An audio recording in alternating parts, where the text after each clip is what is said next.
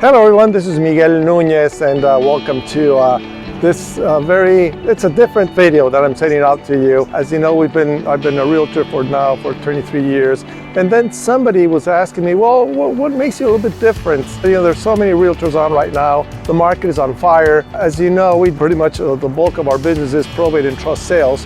But it was interesting that I had not shared this with a lot of you on how did my life bring me to where I'm at right now, and why does it make sense that we do probate and trust sales. So the answer is just a little bit of my story. As you know, I grew up in Mexico City.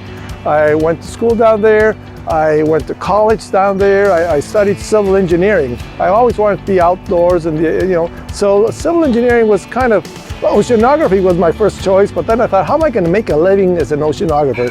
So civil engineering, I'm going to be out there construction houses and buildings and stuff like that. So that was my first passion, civil engineering, construction. I became a contractor. Came to California in 1987 and continued doing construction in Newport Beach, downtown San Diego. And of course, we had one of the multiple recessions that I've had in my lifetime hit, and construction industry just collapsed. What to do? My sister, who's an estate planning attorney, told me, Miguel, there's a few families that we have, our clients, that need somebody to act as their trustee. And I said, well, what is that? So anyway, I started acting as their trustee, successor trustee.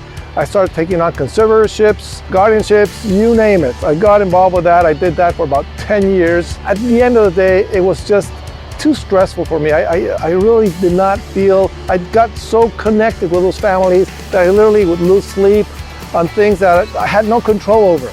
And it was tough because I tried to help. I mean, there's times where you want to help people, but there's no resources, and you have to make some really tough decisions. I could not live with that. And then my background started creeping in. You know, as a private fiduciary, I would have to sell houses.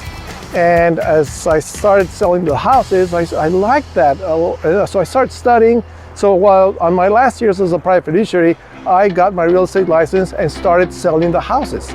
A common, of course, now my former colleagues that are private fiduciaries started asking me, Miguel, well, now that you're a realtor and you know the background of what we do, and you know the judges know you and so on, why don't you help us with this? And so 23 years later, here I am. So happy to take care of your real estate needs, happy to serve you, and anything else that we can do for you that's not necessarily related to sales.